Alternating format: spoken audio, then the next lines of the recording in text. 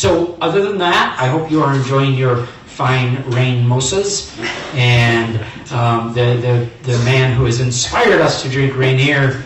It's wonderful to have him back. Everybody has to have one claim to fame, you know. He also wrote some really good books, but in those books, he makes you thirsty for a Rainier. So it's wonderful to have him back again. We will keep having him as long as he keeps writing books. And hopefully both those things just happen and happen and happen. So please help me welcome our good friend, Craig Johnson. Of course,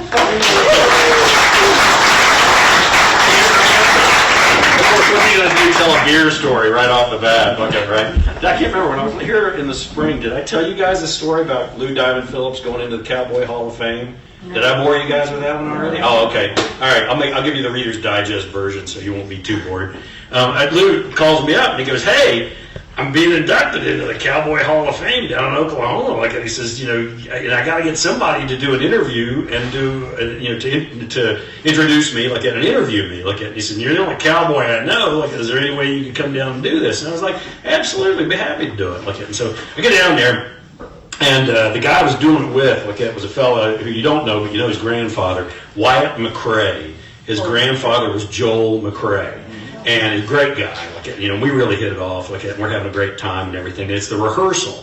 So we're in this big banquet, this big ballroom, you know, that's connected to the Cowboy Hall of Fame. And there are like 500 seats at these tables and all this, but they're all empty, you know, because it's a rehearsal. And so they're walking us through, showing us where we're supposed to go to and what we're supposed to do, when we're supposed to hand the trophy to Lou, when we're supposed to step back, when we're supposed to step forward and do the joke and make a transition into the next sequence and all this stuff. And so we're doing all this stuff, like, and we finish up, and they said, well, you know, I just started to go backstage, like, and Wyatt says, "Craig, let's cut through the house and go out through the lobby like that, because it's a lot shorter trip back over to the hotel. Like, it'll be a lot faster." And I was like, "Sure, let's do that." Like, so we come down off the stage. And there's this cowboy, and he's standing there and he's checking the place setting name tags, you know, at each setting on this 30-seat table that's right down front center. You know, and he's got like a bone, you know, 20 million X hat on, you know, and Paul Bond boots and all this stuff. I mean, he's dressed out to the nines, like that, and I'm like, whoa, he must be a big deal. And so we're walking by him like that, and he looks up at me and he goes, "Craig Johnson." And I said, "Yes, sir," like that, and he goes, "Walt Longmire." And I said, "Yes, sir, he's mine," like that. And then he looks at me, he makes his face, and he goes, "Rainier?" And I was like, "I don't know this guy. I'm going to have a beer argument with him, for goodness sake." I just look at him and go, "Vitamin R!" Like that. Kept right on trucking, like that, you know. We get out of the lobby, and I get through the door, like that, and Wyatt is bent over. He's dying laughing so hard. And I'm like, "What?" Like that, and what? Like that, and he goes, "You don't have any idea who that is, do you?" And I said, "No." And he goes, "That was Pete Coors." So I'm not going to get that sponsorship anytime soon, I'll tell you that much. Won't go looking for that patch on my jacket anytime. So, this is the third little novella that I've written. And I don't know, like, you know, there's some pretty incredible writers out here in the audience here like that. But, you know, after you've been a writer for a while, I think what happens is you kind of get to be like a gambler at the horse track, you know? And what you do is you look at stories the same way that those gamblers look at horses, you know, and you're looking at them and you're thinking, you know, that one's got legs. I think that's a 400-page idea. Like, you know, and then you look at another one and you're like, well, you know, it's still a good idea, but I don't think that that's going to go that kind of length. You know, I mean, I'd have to stretch that story out or something to do it. And so a long time ago, I just decided, you know, what the heck, if it's still a good book, if it's a 200-page book, it's still a good book. Like, and I thought, I'm going to do it. And the first one I wrote was Spirit of Steamboat, like that, and it came out, like, and it was, you know, Viking Penguin was a little bit, you know, they were a little hesitant. They were like, you know, well, those little books, you know, they really don't sell all that well, like that. And I was like, well, I wrote it, you know, you guys can make it. So, you know, you don't want to write, you don't want to do it, somebody else will. Okay, and they were like, okay, we'll publish it, we'll do it. Well, it made the New York Times bestsellers list, like, and also got made the first one read for the state of Wyoming. Probably one of the things I'm probably most proud of is the fact that, like, it was the first state read for the state of Wyoming. I mean, there are only 500,000 of us. I don't know how many of them can read. Like, I'm still kind of proud of that, I have to admit. But anyway, like, it did really well. Like, and then, of course, the next thing I knew, they were asking me, do you have any more ideas for any more of those novellas? Like, and so I took a couple of years, like, and then I wrote another one called The Highwayman, which takes place, in the Wind River Canyon area. And what it was like a retelling of Mark Twain's, or no, not Mark Twain, like Charles Dickens's The Signalman. If you ever get a chance, read that short story, because it's a very scary little short story. It's very believable. And I remember thinking, well, how am I going to do that? I can't do that story because technology has overrun, the world, and there's no way that I can do that story. Like, and I was talking to a highway patrolman, buddy of mine, Jim Thomas, like, and he looked at me and he says, "Oh, sit down there in the Wind River Canyon." And I said, "Well, why is that?" He says, "Well, you know what the old timers call it." And I said, "No, what's that?" "No man's land." He said, when you go in the canyon, you didn't hear from a highway patrolman until he came out the other end at the reservoir. And I was like, oh, that's just perfect. So I was off the races for that one. And then this one, I sat down and I started working on it and I wrote about maybe a third of it, I think, before I sat it down. It wasn't doing exactly what I wanted it to do. So I sat down and thought, I'll get back to it later. Well, then I promptly forgot about it. I just completely forgot about it. So, better part of 5 years went by, and I thought, yikes, I got that other. No, of course, Viking Penguin asked, don't you ever know what you wanted? And I was like, yeah, I do. So I went back, dug it out, reread it, and I thought, I'm still not figuring out what it is. It wasn't the story, it wasn't the characters, it was like the tone and the pacing wasn't quite what I wanted. And that's always a tricky proposition, pacing.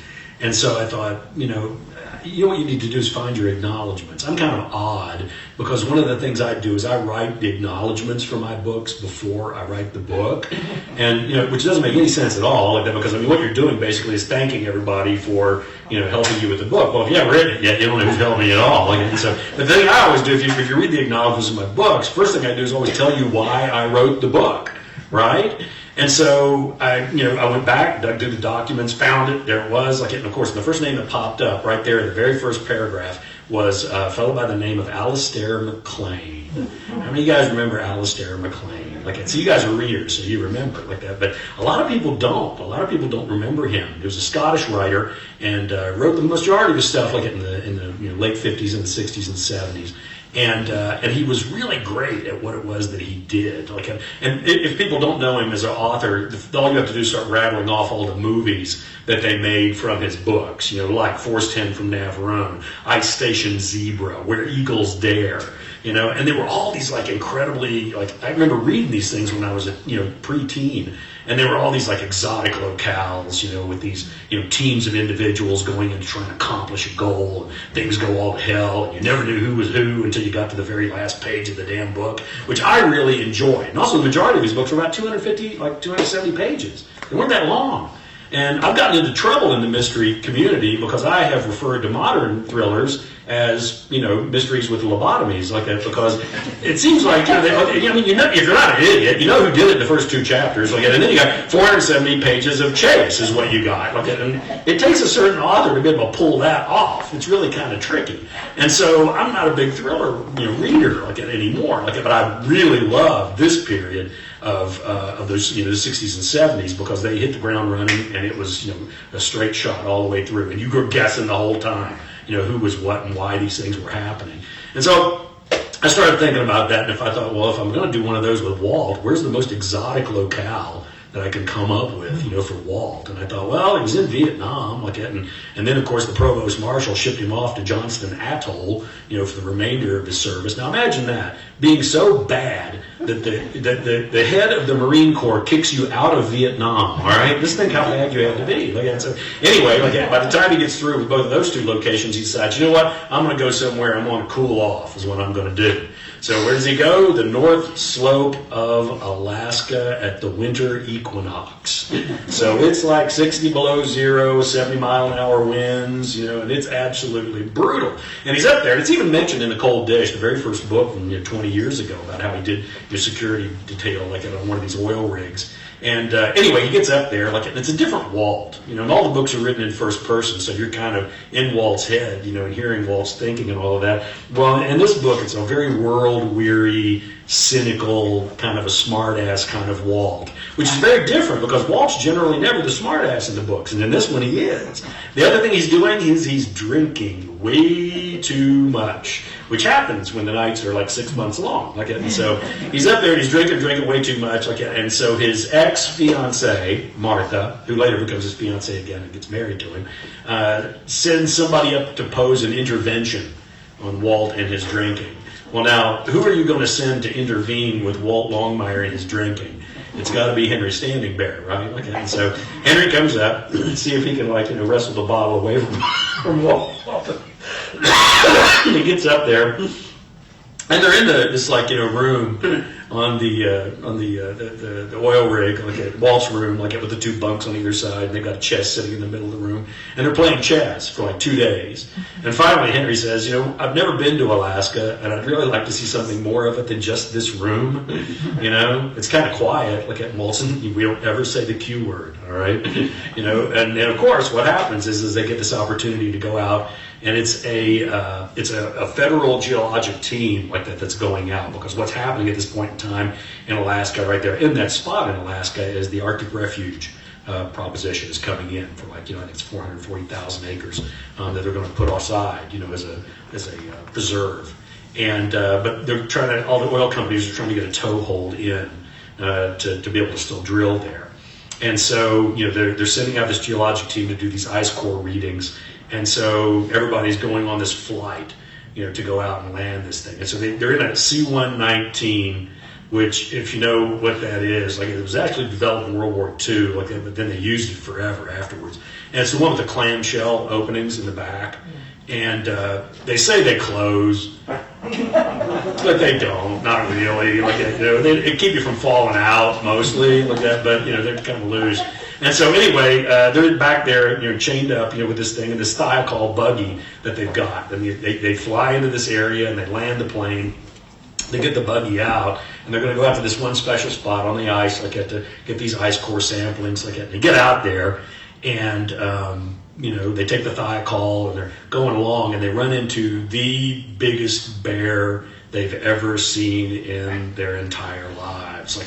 It's this polar bear, and the problem is it's over 12 feet tall, and it's kind of messed up a little bit too. It's kind of like it's been burned on one side of its face, so one eye is missing and part of its lip is missing, so the teeth are showing pretty much all the time, and there's no fur on its neck going down and onto the shoulder and into this arm that's kind of messed up. And none of this has improved this bear's attitude, not one bit. And so the thing about polar bears is it's the largest carnivore, land carnivore on the planet. It's also the only carnivore known to actively stalk and kill and eat human beings, just simply because they have no fear of human beings. A lot of them have had no interaction with human beings and no interaction with firearms. And so as far as they're concerned, we're just slow seals that can't swim very well. And so anyway, they get there, and this thing is looking at them, and it's leaning forward, and it's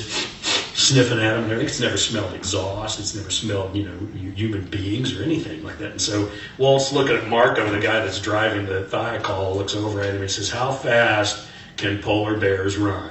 And he says, "They can run 25 miles an hour." He says, "How fast can this Thiokol go?" He says, "It can go 24 miles an hour." He says, "We should get a little head start, don't you think?"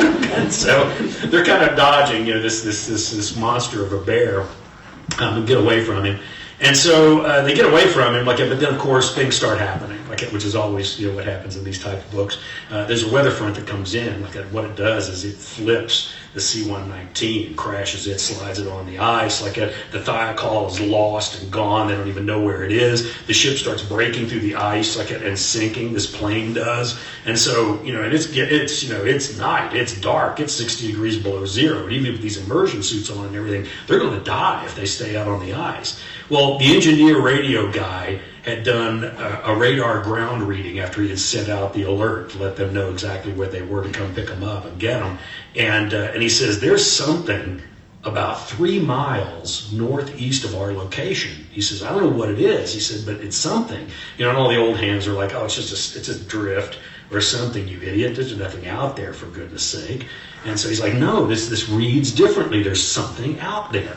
And so they make their way out there. They finally get to this spot, and Walt and Henry are standing there on this ridge, and they're looking, and Walt's looking at, the sky, and he's looking at the ground, and he says, there's nothing here. He says, as a matter of fact, there's nothing here. Everything is gray. Like, you can't even see the stars or anything. It's like looking at a wall like that. And that's when Henry goes, that's because it is. And he reaches his hand up and knocks on the solid steel aft of a ship. And they both raise their eyes up and look, and across the aft of the ship it says, SS Beishimo, London.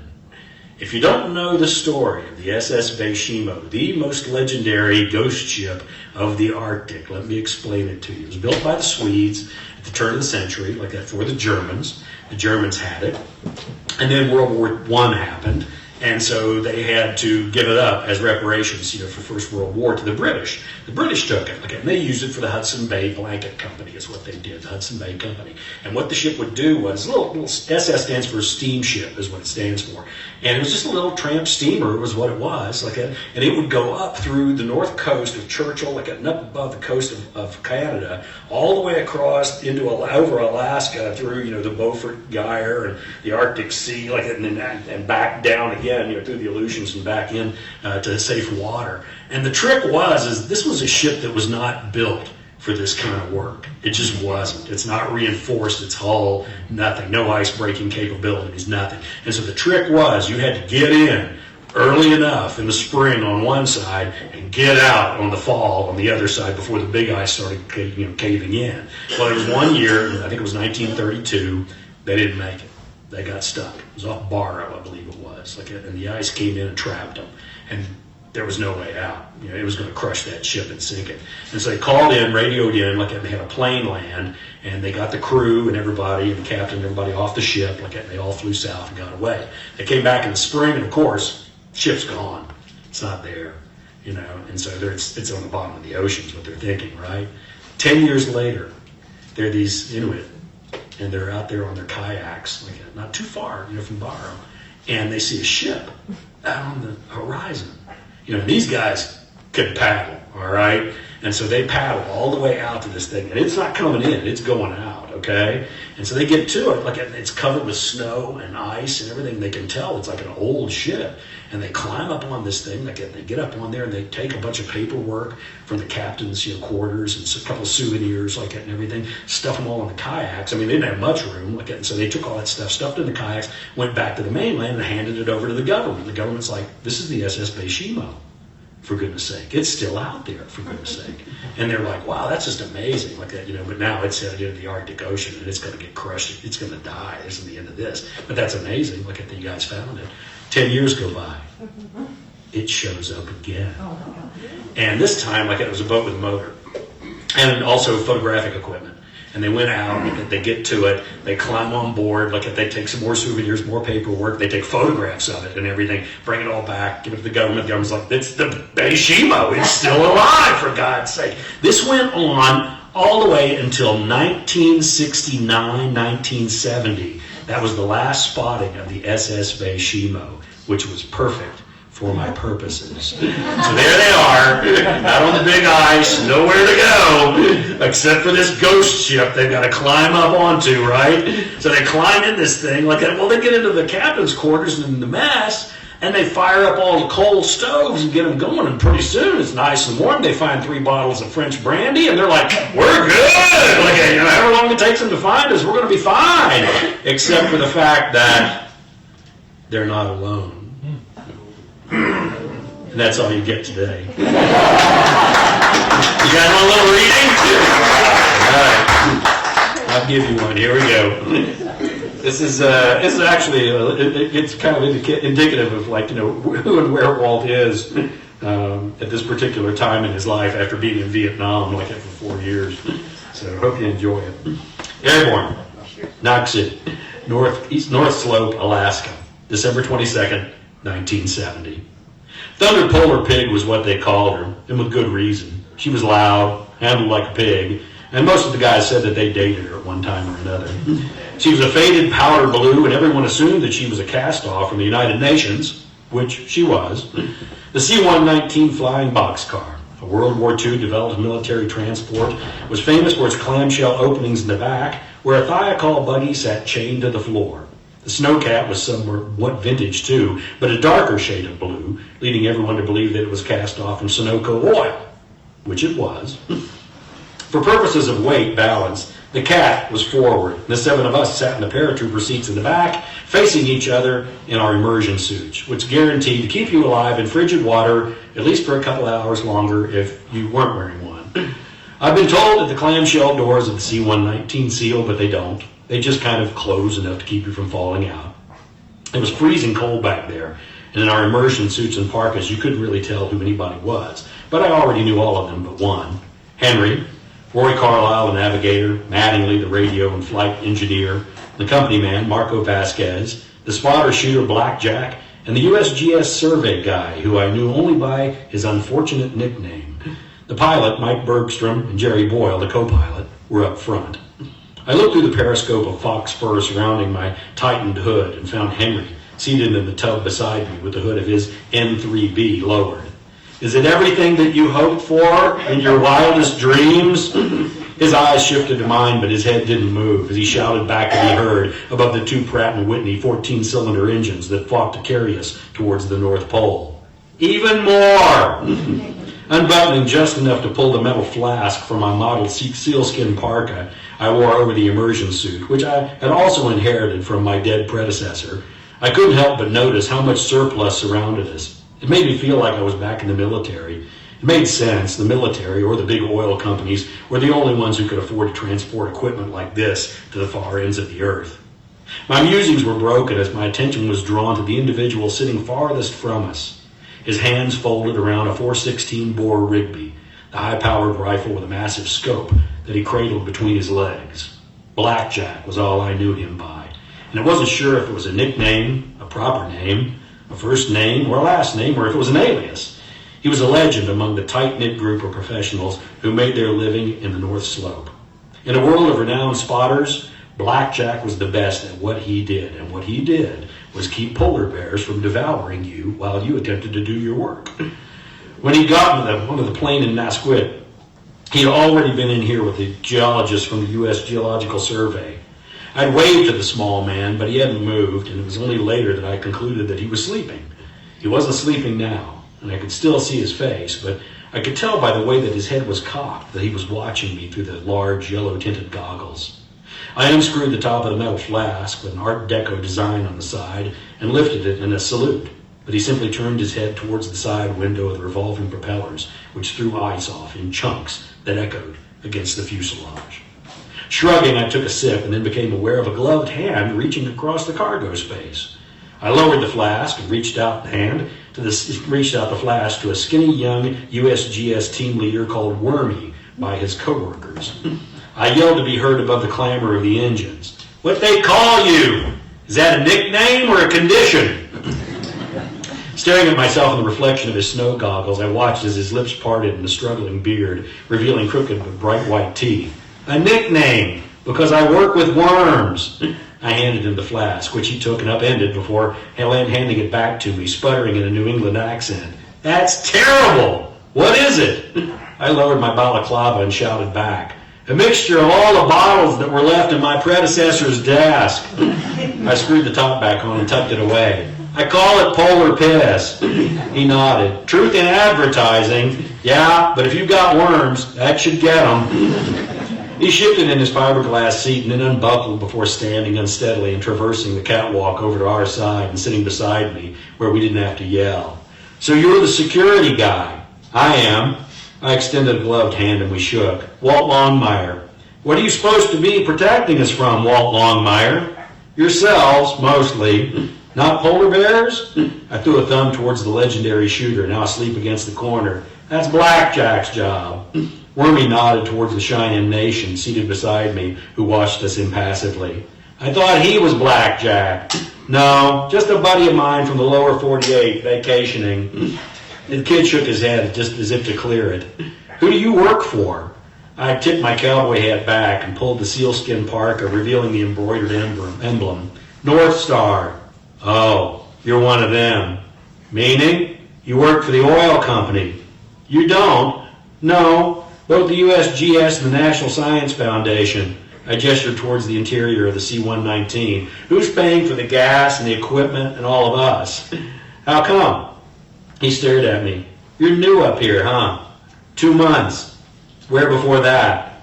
A little country called Vietnam. Oh, it was a loaded O, but I was getting used to those. Let it pass. So why does North Star care about the NSF? We're good buddies with the EPA, Department of the Interior, Department of Energy, and the people of the United States of America. Yeah, I've been working for them for the last couple of years. He let that one pass. Ever hear of the Arctic Refuge Proposition? No, neither do most people, but you're flying over it right now. He leaned in close. Stretching from the Beaufort Sea to the north, the Brooks Range to the south, and Prudhomme Bay to the west. What's in the east? The Yukon Territory, Canada. You ever heard of it? I read about it in Jack London's books.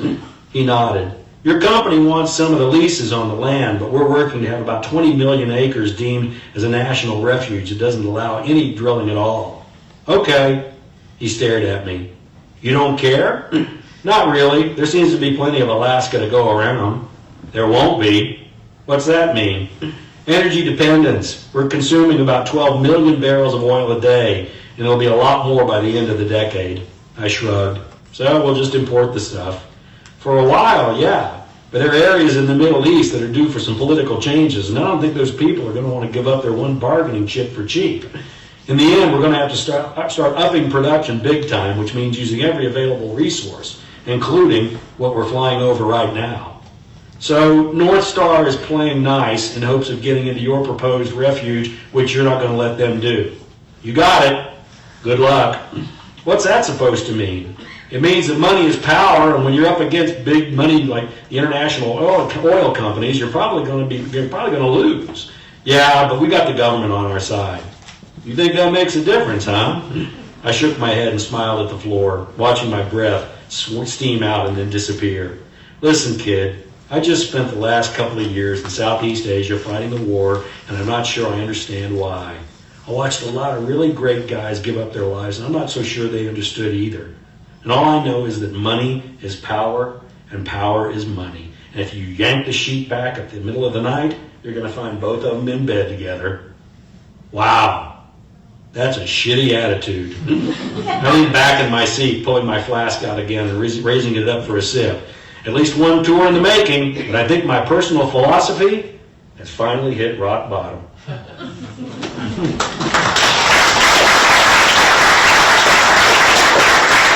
Now, one of the guys I know up there is Yupik, and his grandson, he was telling me, he said, oh, my grandson's got one of the jobs as one of the spotters, and everything. And so we're talking and everything, and he reads the books. And he said, and we were talking about this one, and he said, so you're gonna write a bear book? And I said, well, it's not really a bear book. I said, it's a book, it's got a bear in it, is what it's got, if it is a bear.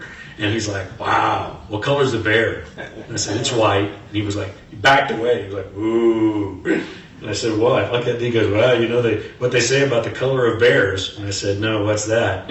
If it's black, fight back. If it's brown, lay down. If it's white, say goodnight. Got any questions for me? I'm happy to answer any questions you guys might have. Anybody at all? Okay. Yes, ma'am. I'd love that. I haven't, as I mentioned, met you before or been able to attend your events before. So that means I haven't had the opportunity to hear you talk about your writing process, like the environment you write in, like if you have an office or you go to a coffee shop or you write in a car. Or, well, I live in a town of 25. Yeah. So that coffee shop thing is just not available to me. I've got a ranch.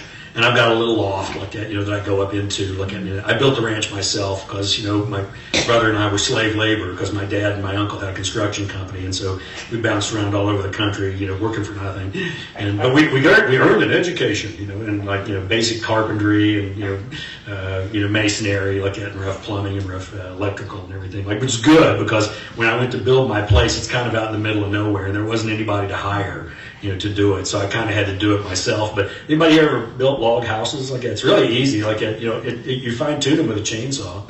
Any idiot can do that. Right? And then but I built it. And then when I got it finished, that's when I sat down and thought, okay, well, your education is in writing, and so if you want to write a book, now would be the time to sit down and do it. And I don't know. I'm kind of a blue collar writer. I just I sit down and I work. And if I'm not working, then I'm working on stuff at the ranch. So it's a really kind of a nice balance of a life, because writing is not particularly physical, and it's kind of hard to do when you're out and about, especially outdoors. And so it's a really nice balance to have, because if I get bored with the writing, I can go outside. There's always work to do on a ranch. There's always stuff to do. And so then when I'm out there and I'm fighting with the irrigation, it's 103 degrees and I'm covered with, mud and blood and cow shit. I'm like, writing is looking better and better today. So it's a nice balance, I have to say. And I've been doing it for 20 years now, which sounds really strange coming out of my mouth like that, because it seems like I blinked and there were 20 books, 3 novellas and 2 collections of short stories, which must mean that I'm still having a good time, I guess, is what it boils down to, I guess. So. Anyway, you've been listening to me for the better part of an hour. What would lead you to believe that there was a process or something? Yes, ma'am.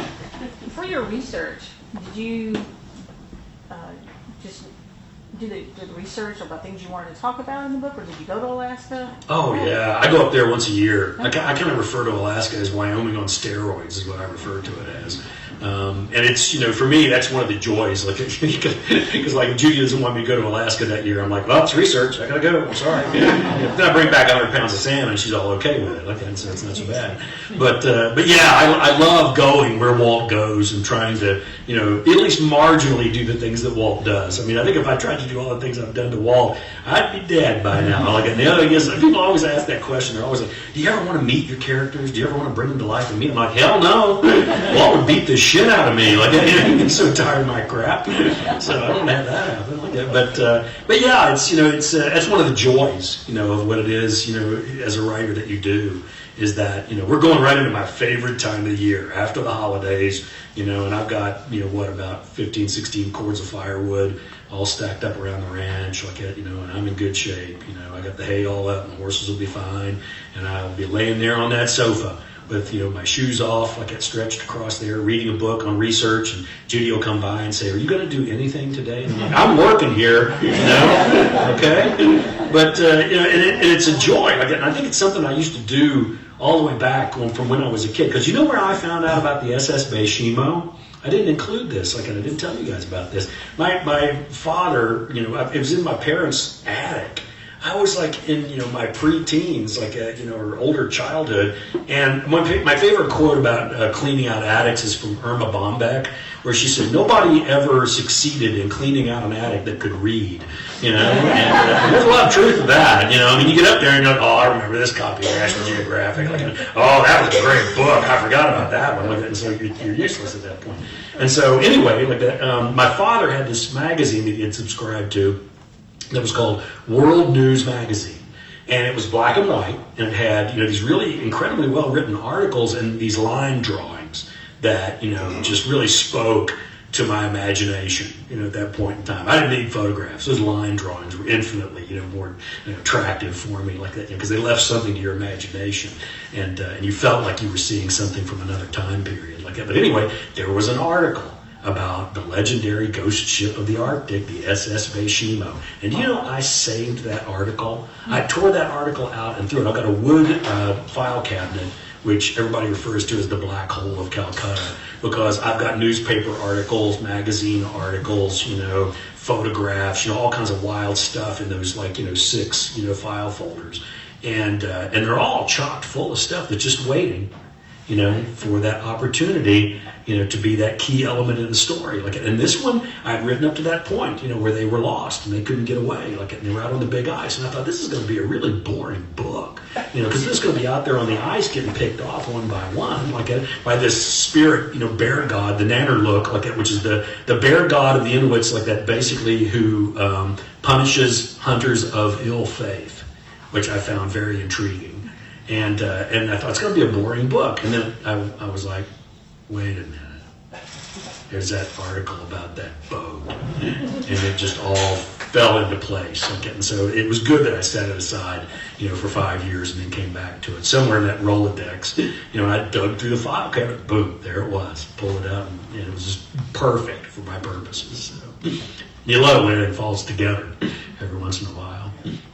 Anybody else? I promise it won't be a 10-minute answer this next time. I promise. Yes, sir. So how long do you need to spend time in a place before you've captured the essence of it to a point where you can significantly convey it in your characters? Wow, that's a loaded question. All right, first of all, you're assuming that I can, or that I do, which is very flattering. I appreciate that. I don't know. I mean, a lot of times what you're looking for is what other people haven't noticed. It's kind of like being a detective. In many ways. You're looking for what's different. You're looking for what's going to be telling, what's going to be a key element that maybe no one else is taken into consideration before. And I think the one that I always use as an example was here a couple of years ago I came out with a book called The Next to Last Stand. And my ranch is only about 90 minutes away from the Little Bighorn. So that was like a Western historic mountain right there that at some point in time I was going to have to climb, all right? Whether I wanted to or not, like that. And there's so much that's been written about Custer and the Bighorn, Little Bighorn, and Sitting Bull, and Crazy Word. There's so much stuff and just and it's changed. And there's some really incredible books that have been written here lately. And I thought I don't want to just regurgitate that same material back out again. I got to find an entry point to this story, something that'll be different from anything that's ever been done before. And so I was sitting in the Mint Bar. Sheridan, Wyoming on Main Street. My wife was drinking a French 75 cocktail and I was drinking a Rainier beer. And that's about all you need to know about the difference between the two of us. And anyway, I looked up and on the wall there was the Budweiser painting, Custer's Last Fight, which is so totally wrong. It's on the wrong side of the river. They're using the wrong weapons. The natives look like Seminoles, they've got these strange, headdresses, strange weapons and like turtle shell, shields and all this kind of thing. So whoever painted this thing never saw an Indian in their life, for God's sake. And so anyway, I started thinking about it and I thought, I wonder what the history on that painting is. And I started doing the research on it, and there was the history of that painting was almost as dramatic as the history of the battle itself. And I thought, okay, that's the access point because nobody knows this stuff. Let's take this and run with it and see where it goes. And it worked. I think it worked pretty well like that. But that's always the key element: finding something different. I don't want to tell you the same stuff that you've heard from everybody else. I want to give you something new, maybe that you don't know. And I guess I've got. Well, actually, my editor, Brian Tart, has a name for it. He says what Craig uses is the creek bed method of research. And I was like, and I remember asking him, I said, well, what does that mean anyway? He says, you don't take a lot of notes, do you? And I said, no, I don't. And he says, well, what you do is you just accumulate all the information and let it float down in the water. And he said, and whatever's left on the top that's shiny and looking up at you, that's what you put in your books. And I was like, that's pretty good, I got to admit. So, it wasn't quite 10 minutes, right? Anybody else? Last chance. I have a comment. Sure. Steamboat. I've loved reading your books. Thank you so much. The joy you bring out in these characters, the stories, the situations, all the things you just spoke of. And then you brought Lucian in as a pilot of one of the B-25. Yeah. And the way you wrote it. Oh, thank you. This guy's got to have a love of aviation also. Oh, yeah. So write it the way you did, and I love reading things like that. And that you did that is just. Oh, thank you so much. Yeah, that was a key element on that one. It was trying to get that old Doolittle Raider back into a pilot seat again. And in a B-25, not just there are all these old ex-military aircraft down Gray Bull and around scattered all over. I mean, you go to any airport in Wyoming and go prowling around in the back of the hangars. There's something back there that maybe nobody remembers is there, from the Forest Service and everybody else. And I knew I wanted to get him back, in a B-25. But the trick was, he was getting older by that time. And I thought, how am I going to do this? And so then I thought, if I go back a little bit in time and Walt's just become the sheriff, this will be interesting. And there were those, trying to, in bad weather, that say what you want to about helicopters, they're great, but they don't fly in bad weather. And, boy, those old B-25s, they'll fly in any kind of weather. didn't really matter. One of my favorite moments in that book is the one where Lucian, they hand him a cup of coffee, and he walks over to the nose art and looks up at that bucking horse, like that rider on the nose of the B-25, and looks up, and he raises his coffee mug up, and the steam from his coffee, clouds his glasses like clouds, and he's like, "Hello, steamboat." And it's like, well, here we go. Look at it, hang on.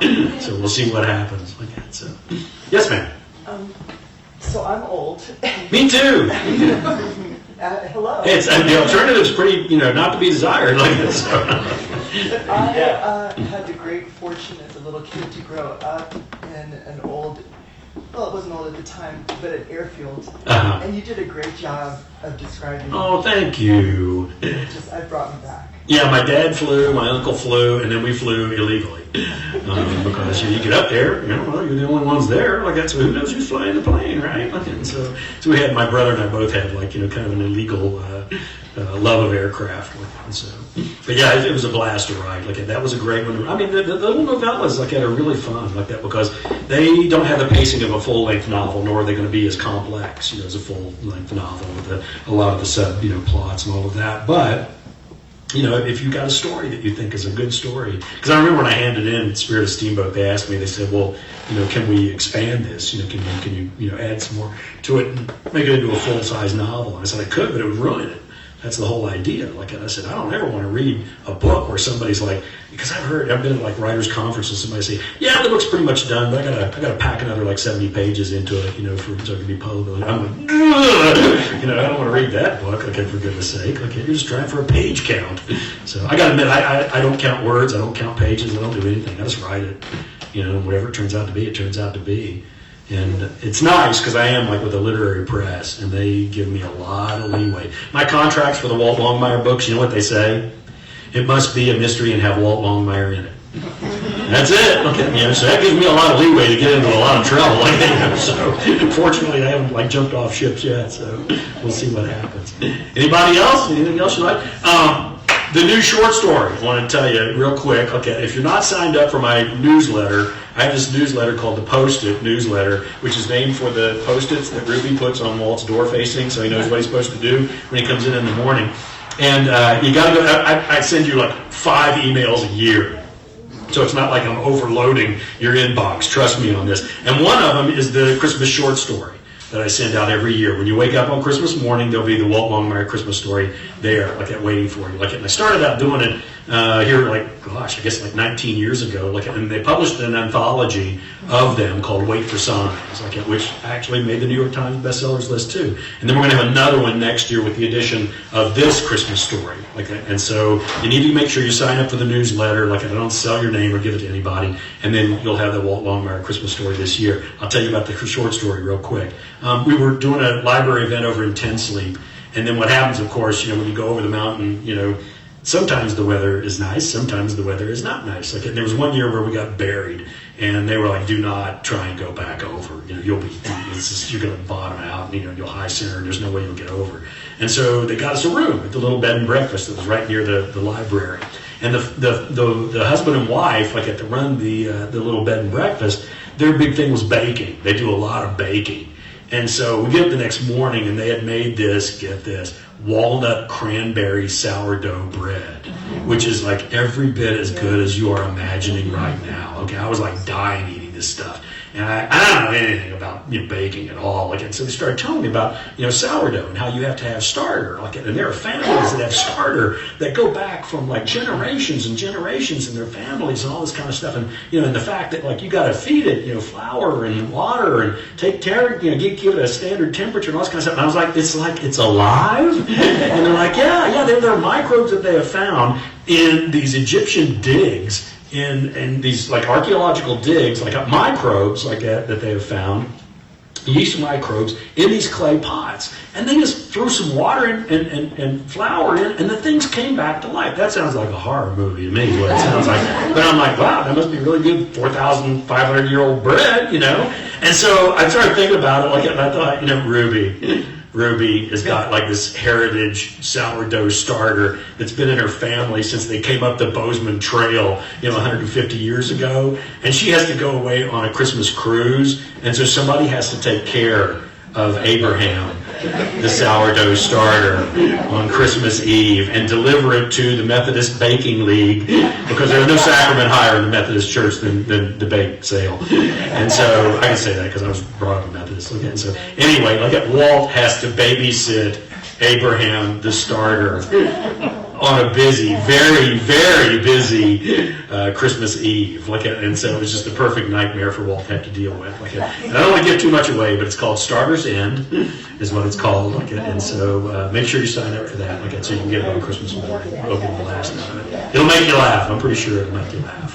So anyway, thank you guys so much for being here. Thank you so much, y'all, for being in that magnificent bookstore and opening up today and letting us be here too. All yours. And I got my $10 pen, so if you want it. Need I say that this makes an absolute wonderful stocking stuffer.